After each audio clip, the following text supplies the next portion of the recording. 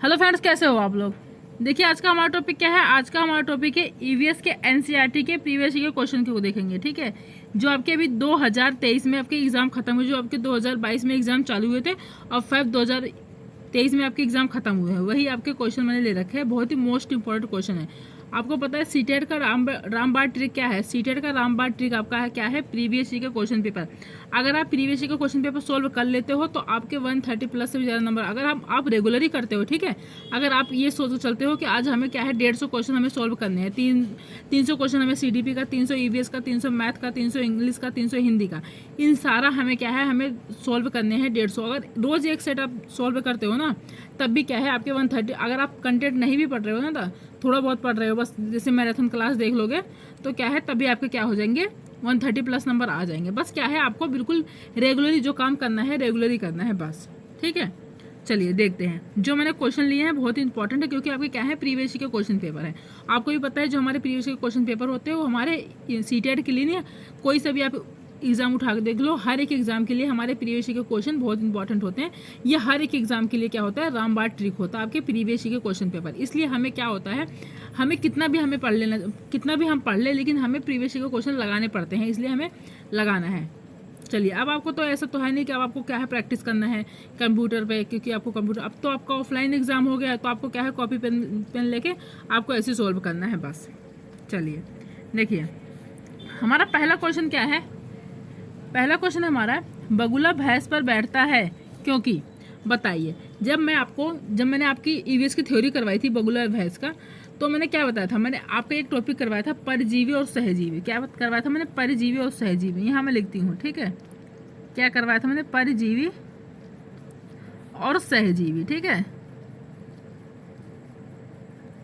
तो बताइए मैंने परजीवी और सहजीवी क्या बताया था। मैंने आपको क्या बताया था, जो परजीवी होता है, परजीवी वो होता है जो क्या है ये ना दूसरे पशु को क्या है, दूसरे जानवर को क्या है नुकसान पहुंचाता है। खुद क्या है, खुद को फायदा मिलता है उसको, और दूसरों को क्या है नुकसान पहुंचाता है, मतलब दूसरों को नुकसान पहुंचा के खुद फायदा लेता है, वो आपका क्या होता है, परजीवी होता है। जैसे मैंने आपका एग्जाम्पल दिया था जोक।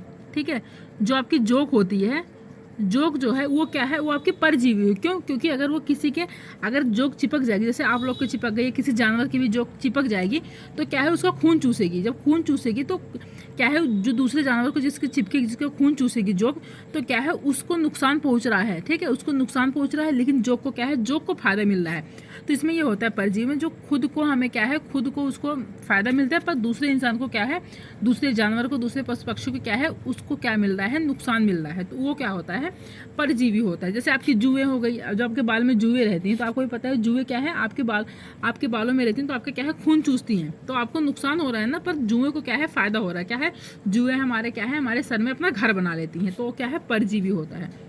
सहजीवी आपका वह होता है जो क्या होता है, एक दूसरे के क्या है, एक दूसरे में मतलब कि एक दूसरे से लाभ लेते हैं। ठीक है, एक दूसरे को लाभ पहुंचाते हैं, ये नहीं एक दूसरे को हानि नहीं पहुंचाते, मतलब एक दूसरे से लाभ मिलता है। जैसे कि अभी देखो आपका बगुला, मैंने बगुला और भैंस का भी एग्जाम्पल दिया। जो आपका बगुला और भैंस है, ये आपका सहजीवी है। सहजीवी इसलिए है, अगर बगुला जो भैंस है, भैंस के ऊपर बगुला बैठा था, मैंने आपको पिक्चर के माध्यम से मैंने आपको समझाया भी था। तो जो भैंस है, भैंस के ऊपर क्या है, बगुला बैठा है। अब बगुला जो बैठा है, तो भैंस का क्या है, जो उसके छोटे छोटे कीड़े पड़े हैं भैंस के बालों में, भैंस के बॉडी में, तो कीड़े भी कह सकते हो, जुए भी कह सकते हो, जो भैंस के जुए होते हैं, जैसे हमारे बालों में जुए होते हैं, ऐसे क्या है भैंस के बालों में जुए होते हैं, जुए कह सकते हो आप, कीड़े। ठीक है, तो क्या है, जो भैंस के बालों में जो जुए पड़े हैं, तो बगुला क्या है, बगुला बैठकर उन कीड़ों को क्या करता है, खाता है भैंस को। ठीक है, खाता है। लेकिन ये देखो कि इसमें दोनों, अब खाता है तो अब आप कहोगे कि जो बगुला है भैंस का खा रहा है कीड़ा, तो नुकसान उसके ऊपर बैठा है तो नुकसान पहुंचाएगा। नहीं, नुकसान नहीं पहुंचाएगा, क्योंकि जो बगुला है जब भैंस के ऊपर कीड़ों खाएगा, तो क्या है, बगुला को तो फायदा मिल रहा है। क्यों? क्योंकि वो कीड़ा खा रहा है, साथ साथ भैंस को भी फायदा मिलेगा। क्यों? क्योंकि उसको उसके कीड़ों से क्या है, छुटकारा मिल रहा है। जब उसके कीड़ों से उसके बॉडी से छुटकारा मिल जाएगा, तो उसकी बॉडी को क्या मिलेगी, राहत मिलेगी। ठीक है, अब आपके ही बालों में देखो, जैसे आपके बालों में अगर जुएं पड़ जाती हैं, ठीक है, जब तक आप जुएं निकालना तब तक आपसे खुजाते रहते हो ना, खुजली होती रहती है ऐसे ऐसे कहीं पर भी, तो ऐसे ही होता है। तो आपको तब जब आपके बालों से आप कंघी कर लेते हो, जुएं निकाल लेते हो, तो क्या है, तब आपको राहत मिलती है। तो यही है बगुला जब क्या है भैंस के बॉडी में से जुए खाएगा तो क्या है भैंस को भी राहत मिलेगी, साथ साथ तो बगुला को मिल ही रही है। तो क्या है ये दोनों आपस में क्या है एक दूसरे को लाभ पहुंचा रहे हैं। तो आप बगुला और भैंस, तो आपका क्या हो जाएगा सहजीवी। सहजीवी होता है जो आपका लाभ पहुंचाता है, परजीवी होता है जो खुद लाभ पहुंचाता है दूसरों को हानि पहुंचाता है। ठीक है, तो समझ में आया। तो बगुला आपका क्या है, बगुला भैंस है क्योंकि यह सहजीवी है। देखो अब देखो पॉइंट देखो, मैंने आपको समझा दिया। पॉइंट देखो, बगुला तथा भैंस में सहजीवी का संबंध। देखो आगे ना बगुला तथा भैंस में क्या संबंध है, सहजीवी का संबंध है क्योंकि वो एक दूसरे को क्या है लाभ पहुंचा रहे। तो पहले ही आपका राइट आंसर हो जाएगा। देखो सेकंड देखो, बगुला जो है मनोरंजन के लिए भैंस पर बैठता नहीं, गलत है। भैंस बगुले को एक स्थान से दूसरे स्थान पर आने जाने तक नहीं, ये भी गलत है। बगुला भैंस को डरा नहीं, ये भी। तो आपका क्या हो जाएगा, आपका पहला सही हो जाएगा क्योंकि उन दोनों में क्या है सहजीवी का संबंध है। तो आपका पहला राइट आंसर हो जाएगा। चलिए अगला क्वेश्चन देखिए। अगला है निम्नलिखित में से जड़ का कौन सा कार्य पौधों के लिए नहीं है। क्या है, निम्नलिखित में से जड़ का क्या है, जड़ का कौन सा कार्य पौधों के लिए नहीं है। भोजन भंडारण संचित करना। बताइए, देखिए क्या है भोजन भंडारण संचित करना, ये तो है आपका। ठीक है, ये क्या है जड़ का कार्य है पौधों के लिए, ये है आपका। तो ये तो आपका राइट हो जाएगा। क्या है, हामियों से उपलब्ध कराना, ये आपका नहीं है, ये आपका नहीं होता। पौधों को सहारा देना, ये भी होता है आपका जड़ का जो काम होता है। जल तथा खनिजों को क्या है अवशोषण करना, तो ये भी आपका हो जाएगा। तो अब इसमें क्या पूछा था, आपका नेगेटिव पूछा था कि क्या है जड़ का कौन सा कार्य पौधों के लिए नहीं है। तो जो आपका सेकंड है हाइम्स का उपलब्ध कराना, ये आपका नहीं होता। तो आपका यही राइट आंसर हो जाएगा। इसमें नेगेटिव पूछा तो सेकंड आपका राइट आंसर हो जाएगा। चलिए अगला देखिए। अगला क्या है, कुड़ुक कहाँ के लोगों की भाषा है। जब मैंने थ्योरी पढ़ाई थी आपकी तो मैंने आपको बताया था कुड़ुक जो है वो कहाँ की भाषा है। आपकी मिजोरम की है, मणिपुर की है, अरुणाचल प्रदेश की है, झारखंड की है। बताइए। तो मैंने आपको क्या बताया, जो आपकी कुड़ुक भाषा है, कुड़ुक क्या है आपकी झारखंड की भाषा है। तो आपका फोर्थ आपका राइट आंसर हो जाएगा। चलिए अगला देखिए। हमारा फोर्थ क्वेश्चन है, प्राथमिक कक्षाओं में पर्यावरण अध्ययन को सिखाने में कहानियाँ एक महत्वपूर्ण पहलू है। क्या है, प्राथमिक कक्षाओं में। ठीक है, आपके जो प्राथमिक कक्षा के बच्चे होते हैं उसमें क्या है पर्यावरण अध्ययन को सिखाने के लिए जो कहानियाँ एक महत्वपूर्ण पहलू है। पर्यावरण अध्ययन के कक्षा में कहानी सुनाने के लिए निम्नलिखित में से कौन सा सबसे कम उपयुक्त कारण। देखो जब जो प्राथमिक क्लास के जो बच्चे होते हैं आपके, उनको जो अगर आपको क्या है पर्यावरण अध्ययन पढ़ाना है, ठीक है, पर्यावरण अध्ययन पढ़ाना है तो उनको क्या है कहानी के माध्यम से पढ़ाओ। ठीक है, कक्षा में जो कक्षा आपकी रहेगी उसमें अगर कहानी सुनाने का माध्यम रखोगे तो क्या है बच्चे जल्दी सीखेंगे, बच्चों के अंदर क्या है जल्दी रुचियाँ आएंगी। ठीक है, उनमें इंटरेस्ट बढ़ेगा, वो ज़्यादा एक्टिव रहेंगे। तो आपका यही पूछा है, तो इसमें से कौन सा उपयुक्त सबसे कम उपयुक्त कारण है। ठीक है, सबसे कम पूछा है। देखिए कहानियों में व्यक्तियों के अनुभव शामिल होते हैं। क्या है, कहानियों में क्या है व्यक्तियों के अनुभव शामिल होते हैं। तो आपका पहला हो जाएगा। ये तो कम उपयुक्त नहीं लग रहा है, तो ज़्यादा ही लग रहा है। ठीक है, कहानियाँ अनेक विषय क्षेत्रों को छूती है। सही बात है, कहानी अगर रहेंगी तो क्या है हम अलग अलग विषयों को हम जान सकेंगे। अनेक विषयों को छूती, ये भी आपका सही लग रहा है। ठीक है, दोनों अभी तक आपके सही लग रहे हैं। कहानियाँ कक्षा प्रबंधन में सहायता करती है। सही बात है, जो कहानियाँ आपकी हैं वो कक्षा में क्या करती हैं, सहायता करती हैं। ये भी आपका लग रहा है। कहानियाँ पर्यावरण अध्ययन अवधारणा से संबंध जोड़ने के लिए संदर्भ उपलब्ध कराती हैं। बताइए आपका कौन सा हो जाएगा। देखो इसमें क्या है, कहानियाँ पर्यावरण अध्ययन अवधारणा, क्या है अवधारणा से संबंध जोड़ने के लिए संदर्भ उपलब्ध कराती। तो यही आपका राइट आंसर हो जाएगा। आपका क्या है, ये कम है, आपका कम उपयुक्त है। तो आपका यही आपका राइट आंसर हो जाएगा, फोर्थ। चलिए अगला देखिए। अगला हमारा है पशुओं की त्वचा पर विविध पैटर्न डिजाइन। बताइए जो पशुओं की त्वचा पर विविध पैटर्न बने होते हैं वो किस कारण बने होते हैं। देखो उनकी त्वचा पर बालों के कारण होते हैं, उस जलवायु के कारण होते हैं जिसमें वे रहते हैं, उनकी शारीरिक शक्ति को इंगित करते हैं, परावर्तित प्रकाश के कारण होते हैं। देखो ये तो आपका होगा नहीं, आपका होगा नहीं। आपका अब आपका बचा दो। ठीक है, पहले क्या हो, देखो मतलब शुरू से हमें क्या है बहुत पढ़ा है कि क्या है जो उनके बालों पे क्या होता है, जो पैटर्न बना होता है उनकी त्वचा पे, जो उनकी स्किन पे। तो क्या है मैंने भी क्या पढ़ा था कि टीचर ने पढ़ाया था कि जलवायु के कारण होते हैं। ठीक है, जब जलवायु जो होती है हमारी परिवर्तन होती है तब क्या है उनके त्वचा के जो पैटर्न होते हैं, जो डिजाइन बने होते हैं उसका कारण होते हैं जलवायु कारण। लेकिन आपका ये गलत है, जलवायु कारण नहीं होते आपके। किसके कारण होते हैं, जो उनकी त्वचा पे जो बाल रहते हैं ना, उनके बालों के कारण क्या होते हैं, वो डिजाइन बना होता है, वो पैटर्न बना होता है। ठीक है, किसके कारण, वो बालों के कारण होता है। तो पशुओं के, तो याद रखना किसके कारण होता है, बालों के कारण। तो आपका पहला आपका राइट आंसर हो जाएगा। चलिए अगला देखिए, अगला हमारा 6 क्वेश्चन है, निम्नलिखित में से कौन से राज्य जम्मू और कश्मीर के पड़ोसी राज्य हैं? बताइए। इसमें से हमें बताना है कौन से राज्य। देखो आपका मैप का भी क्वेश्चन पूछा जाता है, ठीक है। तो आप क्या करना, मैप ना जैसे डेली आप पढ़ोगे ना आप मैप, जैसे कि एक मैप लिए रहना जैसे कि आपको जैसे आपने कोई नोट्स बनाया है, ठीक है। क्या करा है आपने, नोट्स बनाया है। अब जब नोट्स बना ही रहे हो, जैसे कि बहुत बच्चे होते हैं कि क्या है नोट्स, अगर आप नोट्स बनाए रहोगे तो अच्छा रहेगा। जैसे आप जिस कॉपी में आप नोट्स बना रहे हो, जिसमें लिख रहे हो, तो क्या करना, उसी कॉपी को, उसी जैसे आपने ईवीएस का नोट्स बनाया है, ठीक है, ईवीएस का नोट्स बनाया तो क्या करना है, एक मैप खरीदना, ठीक है, जो आपके आते हैं 3 रुपये वाले मैप, अब तो 5 रुपये का हो गया शायद। तो आप उसको क्या करना, उसको मैप को लेके आपको बिल्कुल क्या करना है, आपको जो हमारी कॉपी होती है उसके गत्ते पे चिपका लेना, ठीक है, गत्ते पे चिपका लेना। गत्ते पे चिपकाने के बाद तो क्या करना, उसको बस जैसे ही आप नोट्स बनाने चलोगे, ठीक है, अगर आप डेली रूटीन होगा आपको नोट्स बनाने का, तो क्या करना, जैसे ही आप कॉपी खोलोगे तो आपको क्या है, पहले ही आप कॉपी उठाओगे तो पहले आपको मैप देखने को मिल जाएगा।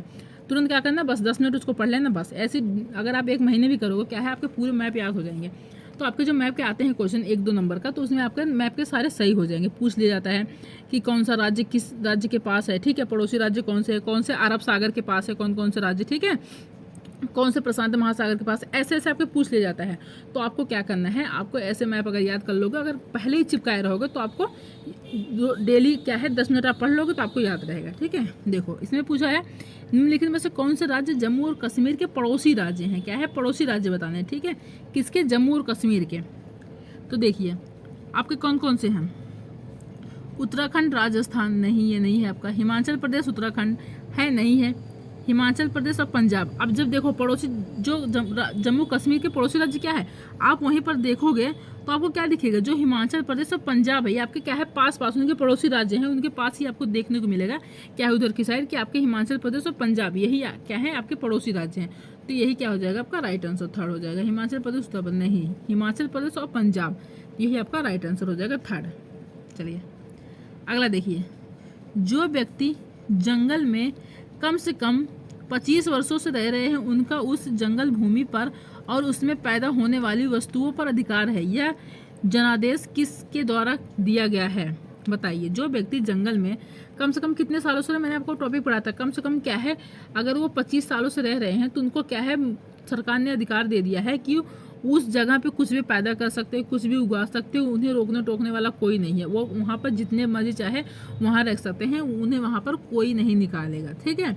तो बताइए आपको कौन सा हो जाएगा, भूमि अधिग्रहण अधिनियम 1894, नहीं ये नहीं है आपका, संविधान अनुसूचित जाति आदेश संशोधन विधेयक 2012, एक मिनट,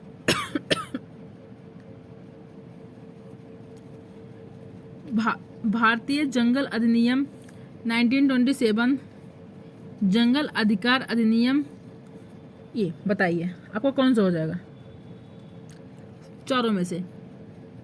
देखिए तो आपका इसका राइट आंसर हो जाएगा 4th। क्यों? क्योंकि जब मैंने आपकी थ्योरी पढ़ाई तो मैंने आपको बताया था कि जो आपका जंगल अधिकार अधिनियम 2007 है, इसमें क्या कहा गया है 2007 में कि जब भी जो भी इंसान जंगल में कितने सालों से रह रहा है, 25 सालों से रह रहा है, उस पर क्या है, उसका अधिकार हो गया है, वो उस ज़मीन पे क्या है, कुछ भी पैदा कर सकता है, कुछ भी उगा सकता है, और जितना मर्जी चाहे उतना वहाँ रह सकता है, उसे वहाँ से कोई नहीं निकालेगा। तो 2007 है आपका, 1894 भी नहीं है, 2012 भी नहीं है, 1927 भी नहीं है। तो आपका क्या है, 4th आपका राइट आंसर हो जाएगा। चलिए अगला देखिए, अगला क्वेश्चन हमारा है, रेनू की दादी उसे एक सूखा कुआं दिखाते हुए बताती हैं कि 15 से 20 वर्ष पहले कुएं में पानी था। क्या है, रेनू की दादी है, उसे एक सूखा कुआं दिखाती है, बताती है कि 15 से 20 वर्ष पहले कुएं में पानी था, लेकिन अब यह पूर्णतः क्या है, सूख गया है। कुएं में पानी सूखने के क्या कारण हो सकता है, या हो सकते हैं, ठीक है। देखो बताइए, अब बताइए क्या कारण हो सकता है। देखिए पेड़ों, कुएं तथा उनके आसपास के स्थान की मिट्टी को अब सीमेंट से ढक दिया गया है। सही बात है। अब क्या है, जैसे जैसे हमारे क्या है नए नए मतलब वो हो रहे हैं, नए नए टेक्नोलॉजी आ रही है, तो क्या है जो कुएं क्या है आपके बंद होते चले जा रहे हैं, इसलिए क्योंकि कुएं तथा उनके आसपास के स्थान पर क्या है मिट्टी को अब सीमेंट से, क्योंकि कुएं के पास क्या है कुएं को बंद कर दिया जा रहा है, घर मकान बन रहे हैं, ठीक है। अब कुएं को बंद करके अब क्या है आपके जो आता नहीं है मोटर लगा रहे हैं कहीं पर भी। अब आप देखोगे गाँव में जाके देखोगे वहाँ पर भी इतना डेवलपमेंट हो गया है कि अब कुएं नहीं, यहाँ तक का अब जो आपके नल होते हैं ना, जो हैंड पंप होते हैं, जो हाथ से चलाने वाले होते हैं, वो भी नहीं है। क्या है गांव में भी डेवलपमेंट इतना हो गया है कि वहाँ पर भी अब क्या है आपके मोटर लग गए हैं पानी के, तो वहाँ पर भी डेवलपमेंट हो गया। तो क्या है सीमेंट से ढक दिया जाता है, क्यों? क्योंकि अब कुएं का रिवाज ही नहीं रहा। तो आपका क्या है पहला आपका सही लग रहा है, ठीक है अभी तक तो। और देखो आसपास के इलाके में बहुत सारे बोरिंग पंप लग गए हैं। अभी मैंने बताया क्या है आसपास के इलाके में बहुत सारे बोरिंग पंप लग गए हैं, ठीक है, पंप लग गए हैं अब, लेकिन अब लगे थे, लेकिन अब क्या है जो आपके बोरिंग पंप है ना, ये भी आपके क्या है ख़त्म होते जा रहे हैं, ख़त्म। बहुत ही कम जगह देखने को मिलेगा कि आपके बोरिंग पंप हैं, और अब ज़्यादातर देखने को क्या मिलेगा कि आपके मोटर लग गए हैं, ठीक है। चलिए अभी ये भी आपका सही लग रहा है, दोनों सही लग रहे हैं, ठीक है। आगे देखो, आगे थर्ड हमारा है प्रत्येक व्यक्ति के घर अब नल होने के कारण कोई भी कुएं का प्रयोग नहीं करता है। तो इतना ये नहीं लग रहा है, ये भी लग रहा है पर इतना नहीं लग रहा है, ठीक है। तो आपका कौन सा हो जाएगा, पहला और दूसरा आपका सही था, तो इसका राइट आंसर क्या हो जाएगा, फर्स्ट और सेकंड। तो आपका पहला आपका सेकंड सही हो जाएगा, ये आपका नहीं, ये भी नहीं, ये भी नहीं, पहला आपका राइट आंसर हो जाएगा। चलिए अगला क्वेश्चन देखिए, कांच के जार तथा बोतलों को उनमें अचार भरने से पूर्व सूर्य की धूप में अच्छी तरह सुखाया जाता है, ऐसा क्यों है बताइए। अब आपको पता है जब हमारे घर जब अचार बनता है, जब हमारी मम्मी अचार बनाती हैं, हमारी दादी जब अचार बनाती हैं, तो क्या करती हैं, आपने देखा भी होगा, तो जब वो अचार किस में रखती हैं आपको भी पता है, कांच के जार में रखती हैं। क्यों इसलिए रखती हैं, ताकि जो हमारा अचार है वो ख़राब ना हो, ठीक है। और उसमें क्या है अचार भरने से पहले क्या है, पहले अचार पहले जार में नहीं भरती, पहले क्या है जो सूर्य की धूप में क्या है अच्छी तरह सुखाया जाता है, उसमें आपको भी पता है क्या है नमक और हल्दी लगा के ऐसे रख देते हैं ढक के, ढकने के बाद क्या है हम धूप लगाते हैं, धूप लगाने के बाद तब जाके उसको जार में भरते हैं।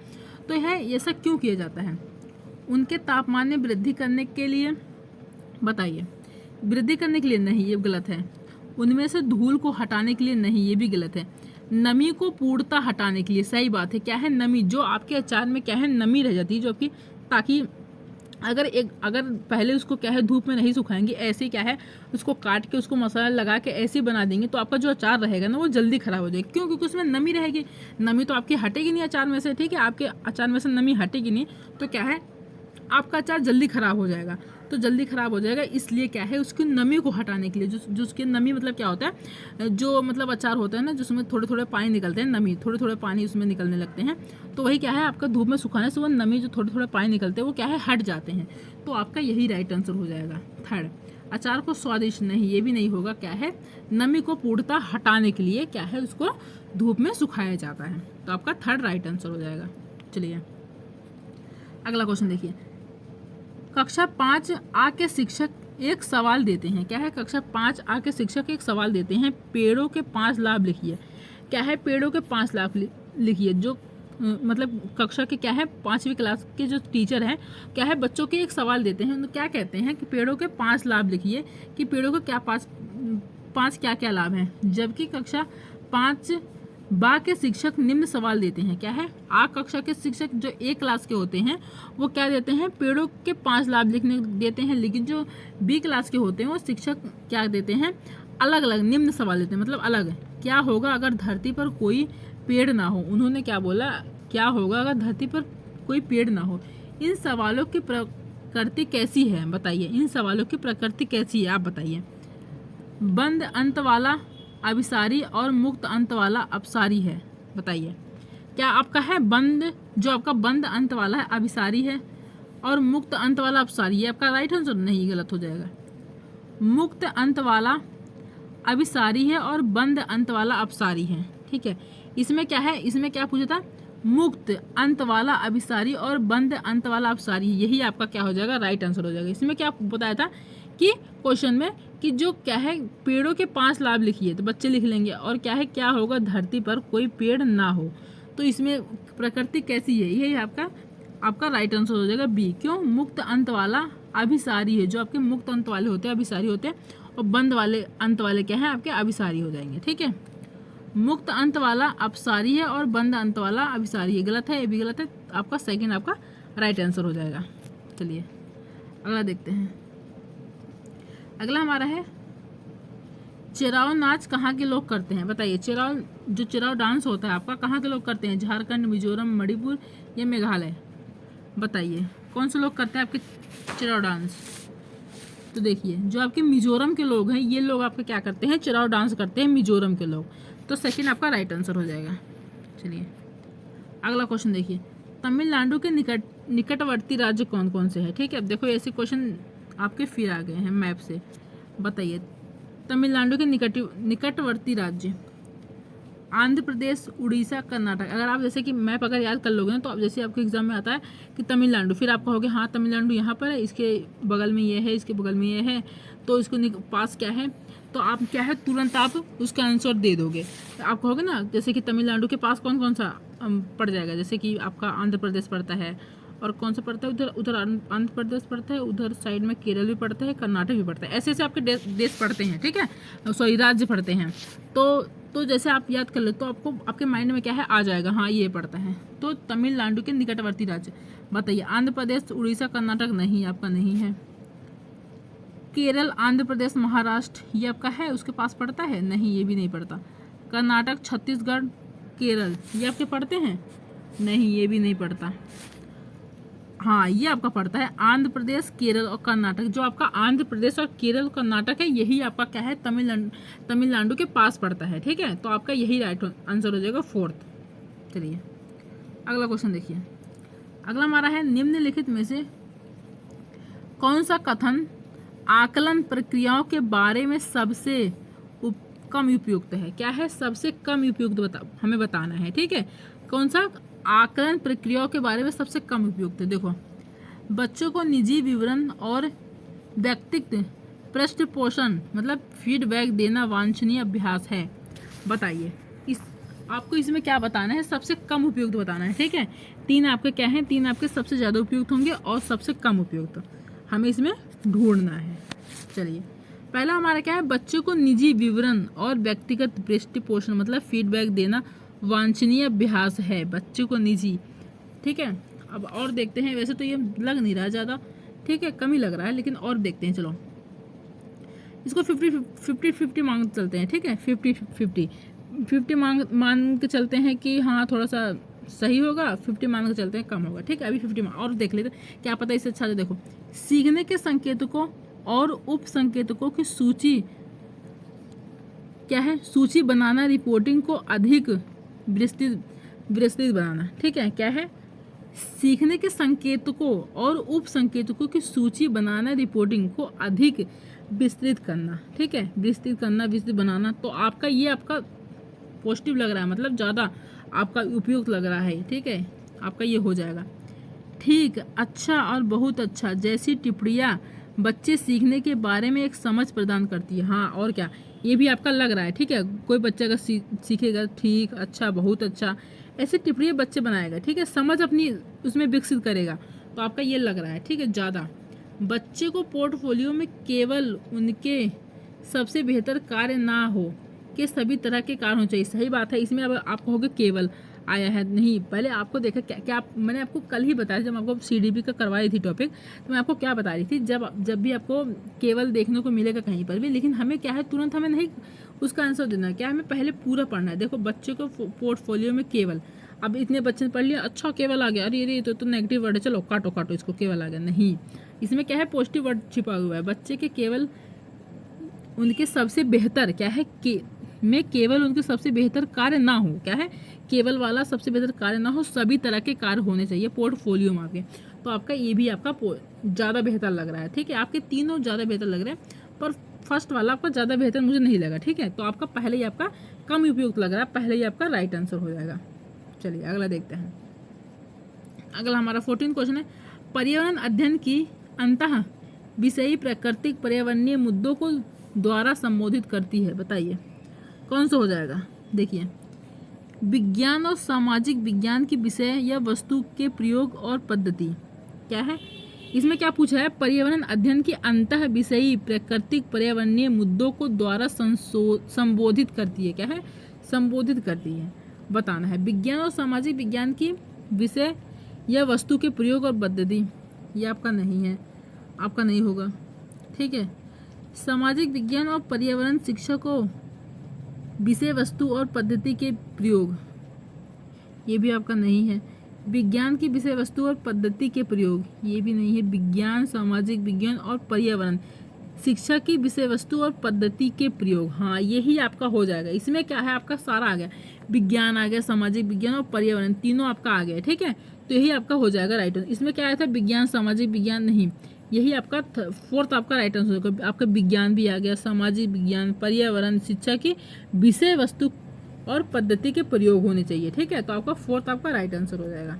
चलिए अगला देखिए, अगला हमारा 15 क्वेश्चन है, निम्नलिखित में से कौन सा पक्षी कैक्टस पौधे कांटों के बीच अपना घोंसला बनाता है? कौन सा ऐसा पक्षी है जो आपका क्या है, कांटों के बीच में आपका क्या है, घोंसला बनाता है? फाख्ता, शक्करखोरा, बया या कलचिड़ी, बताइए। तो आपका जो फाख्ता पक्षी है यही क्या है, आपका कांटों के बीच में क्या है, आपका घोंसला बनाता है। क्या है, कांटों के बीच में और मेहंदी की मेड़ पर क्या है, अपना घोंसला बनाता है। कौन? आपका फाख्ता पक्षी। शक्करखोरा आपका वह पक्षी होता है जो क्या है, लटकता हुआ घोंसला बनाता है उसी पेड़ की डाल पे। कलचिड़ी होती है जो कांटों उसमें पत्थरों में, ये कलचिड़ी ना आपकी क्या है, पत्थरों में अपना घोंसला बनाती है। और क्या है, इसकी जो चोंच होती है वो अंदर से लाल होती है, ठीक है। तो आपका ये हो गया, तो पहला आपका राइट आंसर हो जाएगा। चलिए अगला देखिए, अगला क्वेश्चन हमारा है, किसी पशु के विषय में नीचे दिए गए विवरण को पढ़िए और उस पशु को पहचानिए। यह भालू जैसा दिखता है। क्या है, यह भालू जैसा दिखता है परंतु भालू नहीं है। अब इतना ही आपने पढ़ा, आपको तुरंत आपको आइडिया लग गया होगा आपका क्या है, क्योंकि ये ऐसा जानवर है ना, जैसे कि आपने पढ़ा ही होगा कितना आलसी जानवर है, और आपको देखते ही क्या है, इसको पता चल जाएगा हाँ ये आपका क्या है, कौन सा जानवर है। यह दिन के लगभग 17 घंटे वृक्षों की शाखाओं से उल्टे लटक कर सोता है।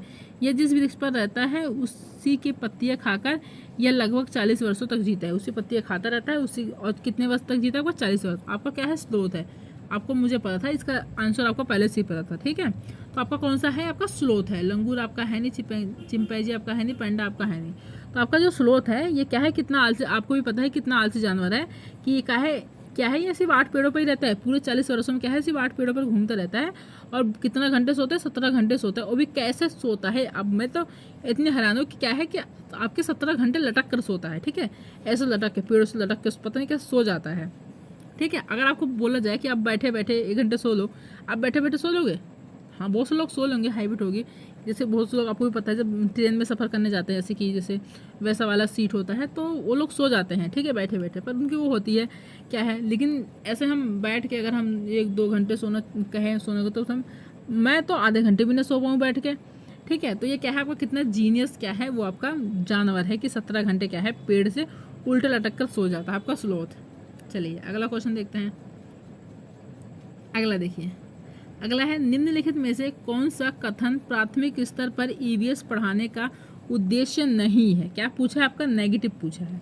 क्या है, ईवीएस पढ़ाने का उद्देश्य आपका नहीं है। देखिए, प्रकृति को क्या है, प्रकृति को सामाजिक पर्यावरण के बारे में जिज्ञासा जानना। क्या है, प्रकृति और सामाजिक पर्यावरण के बारे में जिज्ञासा जानना, बताइए आपका क्या लगता है, आपका पॉजिटिव है कि नेगेटिव है? आपका पॉजिटिव है, ये तो आपका होना चाहिए, आपका है। संज्ञानात्मक और मानवगतिक कौशल के विकास की ओर ले जाने वाली संवेशी और व्यवहारिक गतिविधियों को संलग्न करना, ये आपको क्या लगता है? हो सकता है, नहीं हो सकता है, आपका है, ठीक है। अगला देखो, मूल्यांकन के लिए शब्दों और परिभाषाओं के साथ शिक्षार्थियों का नेतृत्व करना। मूल्यांकन के साथ शब्दों और परिभाषाओं के साथ जो शिक्षार्थी उनका नेतृत्व करोगे आप? आपको क्या लगता है, करोगे? बताइए। अगला देखते हैं, जीवन और पर्यावरण की चिंता के मूल्यों को आत्मसात करना, ये तो है आपका फोर्थ आपका हो जाएगा। जीवन और पर्यावरण की चिंता के मूल्यों को क्या करना, आत्मसात करना है। तो पहला आपका क्या है, होता है, दूसरा होता है, तीसरा, लेकिन तीसरा आपका नहीं होगा। तो इसमें क्या पूछता है, उद्देश्य नहीं है आपका, क्या है, यही आपका शिक्षार्थियों का नेतृत्व करना, यही क्या है, आपका उद्देश्य नहीं है। तो आपका थर्ड आपका राइट आंसर हो जाएगा। चलिए अगला क्वेश्चन देखिए, अगला क्वेश्चन हमारा है, बीज अंकुरण की अवधारणा को सबसे अच्छे तरीके से पढ़ाया जा सकता है? बताइए। जो आपका बीज अंकुरण होता है उसको आप कैसे मतलब बिल्कुल बेहतर तरीके सबसे अच्छे तरीके से कैसे पढ़ा सकते हो? बताइए। देखिए क्या, अंकुरित बीज को कक्षा में दर्शाकर और अंकुरण की प्रक्रिया को समझाकर। अगर आप बच्चों को किसी बीज में क्या है उसमें अंकुर निकल रहा है, ठीक है, अंकुरित बीज हो रहा है उसमें। आपको पता है जब आप चने को भिगो देते हो, भिगोने के बाद उसमें थोड़े छोटे छोटे से क्या निकलने लगते हैं उसमें, उसकी बोलते नहीं है कि उसको निकल रही अंकुर, मतलब उसके अंकुरित होता है वो। तो क्या है उसको कैसे आप सिखा सकते हो कि क्या है, कक्षा में आप बच्चों को दर्शाओगे, फिर उसकी प्रक्रिया को समझाओगे इतना तो बच्चे नहीं समझ पाएंगे, ठीक है, तो आप ज़्यादा बेटर नहीं होगा आपका। बोर्ड पर ड्राइंग क्या है, ड्राइंग के माध्यम से अनुकरण चरणों को प्रस्तुत करना। क्या है, बोर्ड पर आप क्या है उसके क्या है फिगर बना दोगे, उसका चित्र बना दोगे, तो क्या बच्चे ज़्यादा समझ पाएंगे? नहीं, ये भी आपका नहीं होगा, वो नहीं लग रहा है, ठीक है। बीज बोने के लिए विभिन्न चरणों को पालन करने और उनका चित्र बनाने के लिए कहकर, ठीक है। क्या है, बच्चों को क्या कहोगे आप, बीज बोने के लिए विभिन्न चरणों का पालन करें, मतलब उससे कहोगे कि वो बीज बोए, बीज बोने के बाद उसका क्या करे, पालन करे, ठीक है। जब वो बच्चे क्या है जब खुद बीज बोएंगे, बोने के बाद जैसे कोई गमला होगा उनसे कहोगे गमले में बीज बो, बीज बोने के बाद वो खुद पालन करेंगे, फिर आप उनसे कहोगे इसका पालन पोषण करो, इसको देख रेख करो, रोज रोज इसमें पानी डालो, और इसमें क्या है तुम लोग बीज जो है अंकुरित होते हुए देखो, तब बच्चे क्या है उसको तब ज़्यादा सीखेंगे, ठीक है। अगर आप उनके ब्लैक बोर्ड पर चित्र बना दोगे, फिर समझाने लगोगे कि हाँ हमने इसको क्या है पानी में भिगो के रखा था, पानी भिगोने के बाद हमने क्या करा, फिर इसको ऐसे करा, ये वो, तो अगर खुद भी आप पौधों को लगाए रहोगे, बीज बोए रहोगे, अगर किसी और ने बीज बोया है, ठीक है, उसमें अंकुरित निकल गए, फिर आप समझा दोगे, उससे बच्चों को समझाओगे हाँ मैंने इसको बीज को लगाया है, लगाने के बाद इसमें क्या है पानी डाला, तब क्या है इसमें अंकुर हुए हैं, तो आप तब भी बच्चा नहीं समझ पाएगा। फिर आप बच्चों से कहोगे कि बच्चों तुम खुद क्या है इस बीज को बो, मिट्टी में बोने के बाद इसको क्या है पालन पोषण रोज रोज करो, इसमें पानी डालो, और जब ये बीज अंकुरित होंगे तो बच्चा क्या है उसमें ज़्यादा तब सीखेगा, उसकी रुचि लेगा, यहाँ वो देखेगा कि हाँ हमें क्या है, हमें इसको बीज इसके अंकुर को निकलते हुए देखना है, और फिर उसका क्या है चित्र बनाएगा, खुद देखेगा कैसे कैसे उसने किया तब चित्र बनाएगा, तो बच्चा इसमें ज़्यादा सीखेगा। तो आपका थर्ड आपका सबसे बेटर लग रहा है, ये आपका हो जाएगा। बीज अंकुरण की तस्वीर दिखाकर नहीं, ये भी थर्ड आपका राइट आंसर हो जाएगा। चलिए अगला देखते हैं। अगला देखिए, अगला क्वेश्चन हमारा है ईवीएस शिक्षण में दृष्टिकोण होना चाहिए। बताइए ईवीएस शिक्षण में आपका दृष्टिकोण कैसा होना चाहिए? बाल केंद्रित, स्कूल केंद्रित, पाठ्यक्रम, शिक्षक केंद्रित। बताइए। देखो ये कल मैं आपका सीडीपी का जो टॉपिक करवाई थी सीडीपी का, तो मैंने आपको ये बताया था कि सीडीपी में भी चाहे आप सीडीपी उठा लो, ठीक है, ईवीएस कर लिया, अगर आपने मैथ भी उठाओ, यहाँ पर अगर आपका मैथ आ जाएगा, मैथ शिक्षण में दृष्टिकोण होना चाहिए, सीडीपी में दृष्टिकोण, या हिंदी का कोई सा भी आपका सब्जेक्ट आ जाएगा, तो आपका किस में जाएगा? मैंने आपको क्या बताया है कि जो भी आपका ईवीएस में हो या कि फिर सीडीपी में हो, मैथ में किसी में भी आपका है, तो दृष्टिकोण क्या होना चाहिए? आपका बाल केंद्रित होना चाहिए हमेशा, स्कूल केंद्रित नहीं होना चाहिए, पाठ्यक्रम भी नहीं होना चाहिए, शिक्षक केंद्रित तो होने नहीं चाहिए। क्या है, हमेशा आपका क्या होना चाहिए? दृष्टिकोण आपका बाल केंद्रित होना चाहिए। तो पहला आपका राइट आंसर हो जाएगा।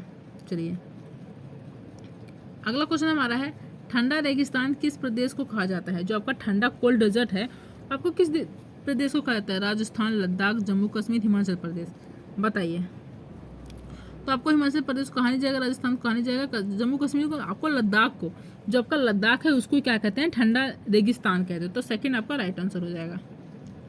अगला देखिए, अगला हमारा है बांस के खंभे के ऊपर लकड़ी का घर होता है। बताइए। जो बांस के खंभे के ऊपर लकड़ी के घर होता है कहाँ पर होता है? उड़ीसा, असम, लद्दाख, श्रीनगर। आपका श्रीनगर होगा नहीं, लद्दाख होगा नहीं, उड़ीसा होगा नहीं, आपका असम। जो आपका असम स्टेट है यहाँ पर क्या होता है, जो घर होते हैं वो बांस के खंभे बनाए जाते हैं। क्यों? क्योंकि असम में इतनी बारिश होती है, अगर अपने घर बांस के खंभे पर नहीं बनाएंगे तो जब बारिश से क्या हो जाएगा, उनका घर क्या है डूब जाएगा, ठीक है, पानी में क्या है आता है घर, उनके जो पानी होते हैं उनके घरों के अंदर चले आएंगे। इतनी बारिश होती है वहाँ पे, बहुत बारिश होती है असम में, तो क्या है पानी क्या होंगे घर के अंदर, इसलिए क्या है आपको पता है 10 से 12 फीट जो आपके बस होते हैं, कितने आपके 10 से 12 फीट के ऊपर बनाते हैं। क्या है 10 से 12 फीट के ऊपर बनाते हैं बस के ऊपर, बस नहीं, बांस के खंभे के ऊपर बनाते हैं, ठीक है, बस बोल रही हूँ, बांस के खंभे के ऊपर बनाते हैं। 10 से 12 फीट आपका बांस का खंभा रहता है, फिर उसके ऊपर क्या है अपना घर बनाते हैं। तो चाहे कितनी भी बारिश होती रहे फिर उनका घर उसमें डूबता नहीं है। तो आपका क्या हो जाएगा? सेकेंड आपका राइट आंसर हो जाएगा। चलिए अगला देखिए, अगला हमारा है निम्नलिखित में से त्योहारों के उस समूह को चुनिए जिन्हें पूर्णिमा को मनाया जाता है। क्या है? निम्नलिखित में से त्योहारों के उस समूह को चुनिए जिन्हें पूर्णिमा को मनाया जाता है। दिवाली, गुरु नानक जन्म दिवस, रक्षाबंधन। बताइए क्या है इसमें? क्या उस त्योहारों को चुनिए जिन्हें हम पूर्णिमा को मनाते हैं, पूर्णिमा के दिन मनाते हैं, ठीक है, वो आपको बताना है।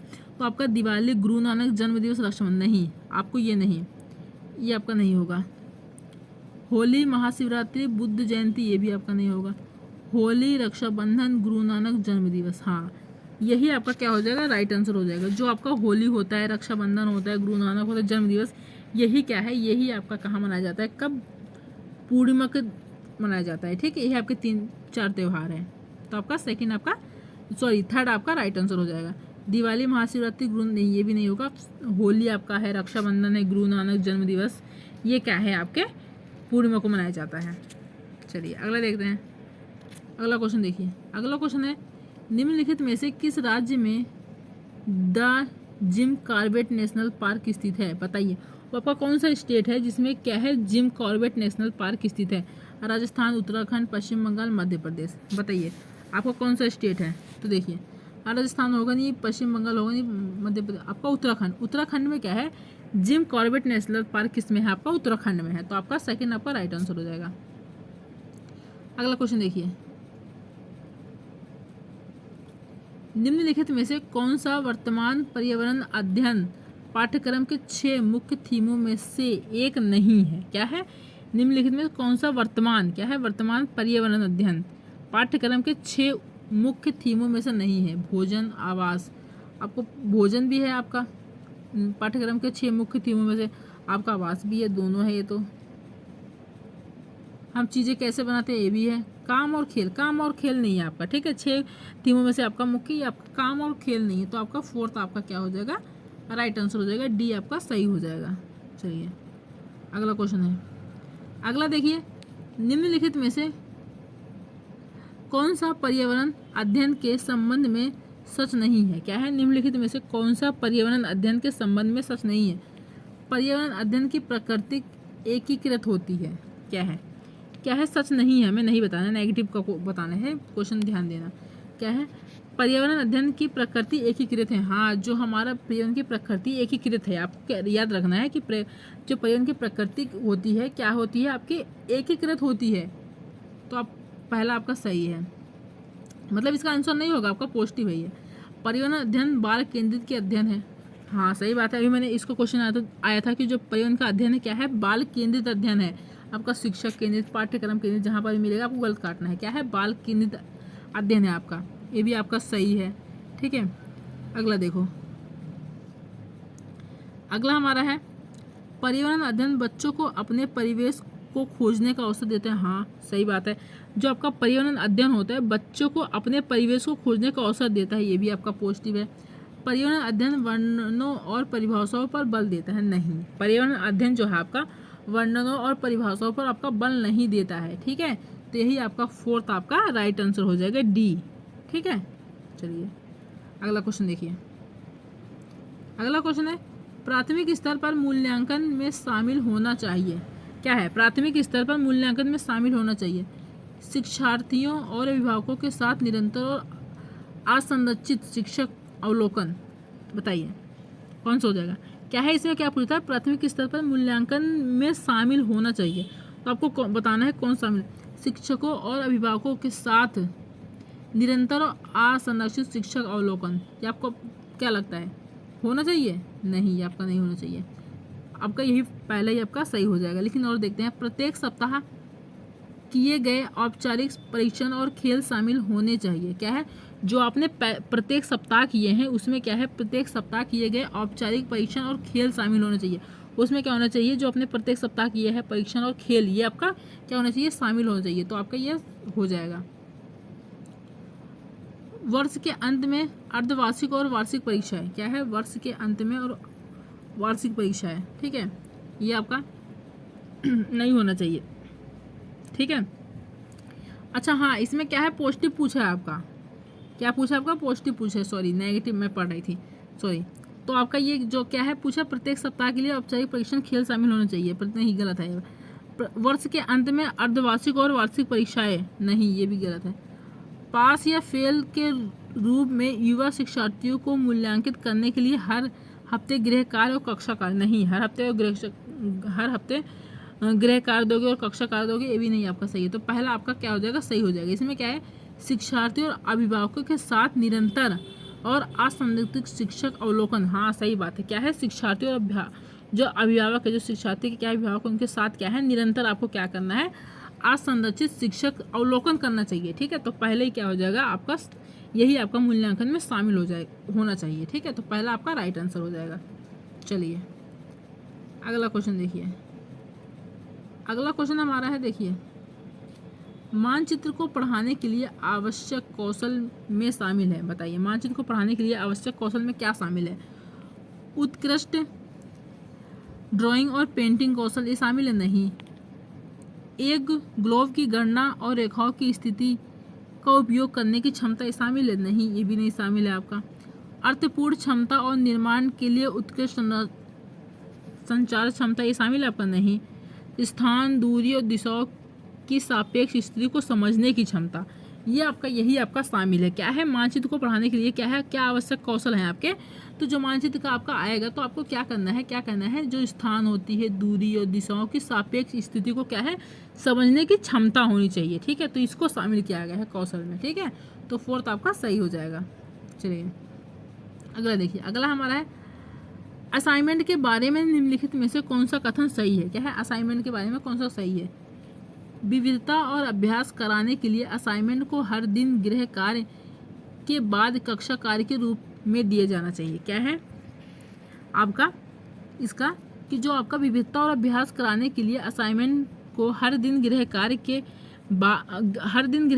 बाद कक्षा कार्य के रूप में दिया जाना चाहिए। ये आपका लगता है, क्या है, आप असाइनमेंट कराने के बाद उनको बच्चों को ज़्यादा से ज़्यादा गृह कार्य दोगे, ये नहीं आपका नहीं है। ठीक है, अगला देखो, असाइनमेंट मूल्यांकन का एकमात्र तरीका होना चाहिए। जो आपका असाइनमेंट है मूल्यांकन का एकमात्र तरीका, आप बच्चों को, अगर उनको बच्चों को मूल्यांकन करना चाहते हो तो सिर्फ असाइनमेंट से करोगे, सिर्फ एक ही तरीका है कि उनको बोलो कि असाइनमेंट बना कर लाओ तो हम तुम्हारा मूल्यांकन करेंगे। अरे किसी भी तरीके से कर सकते हो ना आप, जरूरी नहीं है मूल्यांकन जो आपका है असाइनमेंट से करोगे, तो आपका ये भी नहीं होगा। असाइनमेंट शिक्षार्थियों को जानकारी हासिल करने, अपने स्वयं के विचारों को निर्माण करने और उन्हें स्पष्ट करने का अवसर प्रदान करना। ठीक है, जहाँ पर भी आपके अवसर की बात आ जाए, ठीक है, तो आपका क्या हो जाएगा, आपका सही हो जाएगा, आपका राइट आंसर हो जाएगा। ठीक है, आपका क्या है, अवसर आपका पॉजिटिव टैग वर्ड है। ठीक है, याद रखना, क्या है, अवसर आपका पॉजिटिव टैग वर्ड है। तो इसमें क्या है, आपको कितने पॉजिटिव टैग वर्ड देखने को मिल गए। देखो, असाइनमेंट शिक्षार्थियों को जानकारी हासिल करना, ठीक है, अपने स्वयं के विचारों, उनके अपने बच्चों के स्वयं के क्या विचार है, क्या विचार, उनके क्या थिंकिंग है, उनका निर्माण करना, उन्हें स्पष्ट करने का क्या है, हम ज़्यादा से ज़्यादा बच्चों को स्वयं के विचार, मतलब उनके क्या विचार हैं, क्या वो सोच रहे हैं इसके बारे में। ठीक है, तो ज़्यादा बच्चे क्या है, ज़्यादा इसमें सीखेंगे। तो आपका थर्ड ही राइट आंसर हो जाएगा। लेकिन एक बार हम फोर्थ और देख लेते हैं। ठीक है, थर्ड आपका राइट आंसर हो जाएगा। फोर्थ क्या है, माता पिता भाई बहन द्वारा अपनी प्रतिभा के आधार पर असाइनमेंट किया जा सकता, नहीं ये आपका नहीं है। थर्ड ही आपका क्या हो जाएगा, थर्ड आपका राइट आंसर हो जाएगा, बेस्ट हो जाएगा ये। चलिए अगला क्वेश्चन देखिए। अगला क्वेश्चन हमारा है, निम्नलिखित में से कौन सा ईवीएस पाठ्य पुस्तक में पहेली और पजल को शामिल करने का उद्देश्य नहीं है। क्या है, ईवीएस पाठ्य पुस्तक में पहेली, जो आपकी पहेलियाँ होती है, जो पजल होते हैं, जो सॉल्व करना, जैसे हमें पहेली सॉल्व होती है, जो हमें पजल होते हैं, हमने पजल तो गेम खेला ही होगा, सॉल्व भी किया होगा, पजल को शामिल करने का उद्देश्य नहीं है। ठीक है, आपको क्या होता है, नहीं। छात्रों को आलोचनात्मक चिंतन क्षमता विकसित करना, हाँ ये तो आपका हो सकता है, ये तो आपका है, पॉजिटिव है, क्योंकि इसमें ये होना चाहिए आपका। ठीक है, जो पहेली जो पजल होते हैं सॉल्व करने के लिए, आपके छात्रों के आलोचनात्मक होना चाहिए, चिंतन होना चाहिए, क्षमता होनी चाहिए, उन्हें विकसित, ये सब क्या होना चाहिए, ये सब उनके अंदर विकसित होना चाहिए। तो आपका पहला है। और इसमें क्या हमें नहीं, जो आपका नहीं होगा वो बताना है। छात्रों में तर्क क्षमता विकसित करना, क्या है, छात्रों में हमें तर्क क्षमता को विकसित करना है। ठीक है, आपका ये भी होगा। छात्रों के मन को भ्रमित करना, क्या है, आप छात्रों के मन को भ्रमित करोगे, नहीं, हमें छात्रों के मन को कभी भ्रमित करना नहीं, आपका नेगेटिव हो जाएगा। ठीक है, तो यही आपका उद्देश्य नहीं है, कभी भी हमें क्या है, छात्रों के मन को भ्रमित नहीं करना है। छात्रों के मैन को भ्रमित करना है, क्या है, मैन को भ्रमित करना, उन्हें उस भ्रम का आनंद लेने देना। ठीक है, क्या है, उनके मन को नहीं भ्रमित करना, उनके मैन को भ्रमित करना है और उन्हें उस भ्रम का आनंद लेने देना है। तो आपका थर्ड आपका राइट आंसर हो जाएगा। ये तीनों आपके क्या है, पॉजिटिव है, थर्ड इसमें क्या पूछा था नेगेटिव, तो थर्ड आपका राइट आंसर हो जाएगा। चलिए अगला क्वेश्चन देखते हैं। अगला क्वेश्चन देखिए, अगला क्वेश्चन हमारा है ईवीएस शिक्षक के रूप में आप छात्रों को चिड़ियाघर ले जाने की योजना बनाते हैं। क्या है, ईवीएस शिक्षक के रूप में, ठीक है, आप ईवीएस के शिक्षक हैं, उनका क्या है, आप छात्रों को चिड़ियाघर ले जाने की योजना बनाते हैं। निम्नलिखित में से आप छात्रों को कौन सी गतिविधियाँ शुरू करने की अनुमति नहीं देंगे? बताइए कौन सी गतिविधियाँ शुरू करने की अनुमति नहीं देंगे आप, ठीक है, क्या आप क्या कहेंगे कि आपको नहीं करना है, ठीक है। चिड़ियाघर में उन जानवरों की तस्वीरें लेना जिन्हें वे वहाँ देखेंगे, आप उन्हें मना करोगे? अनुमति नहीं, आप अनुमति दे सकते हो बच्चों के, आप कह सकते हो चिड़ियाघर में उन जानवरों की तस्वीरें लेना जिन्हें वे वहाँ देखेंगे, ठीक है, ले सकते हैं। चिड़ियाघर में वे जो कुछ भी देखते हैं उसका चित्र बनाने के लिए अपनी ड्राइंग की किताबें अपने साथ ले जाना। हाँ, ये आप कह सकते हो कि मतलब आप अपनी जो ड्राइंग की किताबें हैं, जो कॉपी है, उसको आप साथ ले चलो। जो भी जिस बच्चों का चित्र देखोगे, मतलब जिन जानवरों का चित्र देखोगे, तो क्या है, आप उसका ड्राइंग बना सकते हो अपनी कॉपी में, ठीक है, ये भी आपका हो सकता है, अनुमति इसको दे सकते हो। क्या है, चिड़ियाघर में जानवरों के लिए बहुत सारा खाना साथ ले जाना। नहीं, इसकी अनुमति आप क्यों दोगे? इसकी अनुमति हमें देना ही नहीं है। हम थोड़ी ना कहेंगे बच्चों से कि क्या कहते हैं चिड़ियाघर में जानवरों के लिए क्या है बहुत सारा खाना लेके आओ, नहीं, तो आपका ये नहीं है। चिड़ियाघर में विभिन्न जानवरों द्वारा खाए जाने वाले भोजन का पता लगाने की कोशिश करना। सही, हाँ, ये आप कर सकते हो, ठीक है। क्या है, इसको अनुमति दे सकते हो कि जो जानवर हैं आपके चिड़ियाघर में वो क्या खा रहे हैं, ठीक है, खाना क्या खा रहे हैं उसका पता लगा सकते हो, कैसा खाना अच्छा खा रहे हैं, उनके लिए सेहत के लिए अच्छा है क्या नहीं अच्छा है, वो जो ला रहे हो मतलब उसमें मिलावट, ये सब आप देख सकते हो, ठीक है। आपका पहला हो जाएगा, तीसरा हो जाएगा, और सॉरी पहला, दूसरा और तीसरा, ये आप अनुमति दे सकते हो। लेकिन तीसरा है कि बहुत सारा घर से खाना लेके आओ, ये आप अनुमति नहीं दे सकते, तो आपका थर्ड आपका राइट आंसर हो जाएगा, ठीक है। तो देखिए आपको क्या है, 30 के ईवीएस के 30 क्वेश्चन आपके कंप्लीट हो गए, ठीक है। आपको क्या करना है, 30 में से 30 लाना है ईवीएस में, क्या है, 30 आउट ऑफ 30 लेके आना है। क्योंकि जैसे मैं करवा रही हूँ, देखो जो क्वेश्चन करवा रही हूँ पीयूसी के क्वेश्चन, ऐसे आपके क्वेश्चन क्या पता रिपीटेड क्वेश्चन, क्या पता नहीं 100% क्या होता है, रिपीटेड क्वेश्चन आपके आते हैं, तो हमें और थोड़ा अंदाजा हो जाता है कि हमारे क्वेश्चन कैसे हैं कैसे नहीं प्रीवियस के क्वेश्चन लगाने से।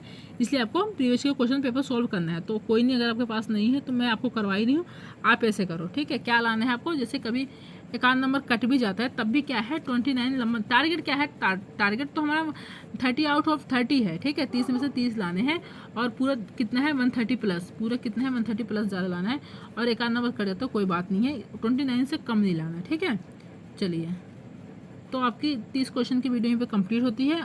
अब मिलते हैं नेक्स्ट टॉपिक में। अगर आपको वीडियो पसंद आई हो तो लाइक कर देना, सब्सक्राइब कर देना, शेयर कर देना। Thank you.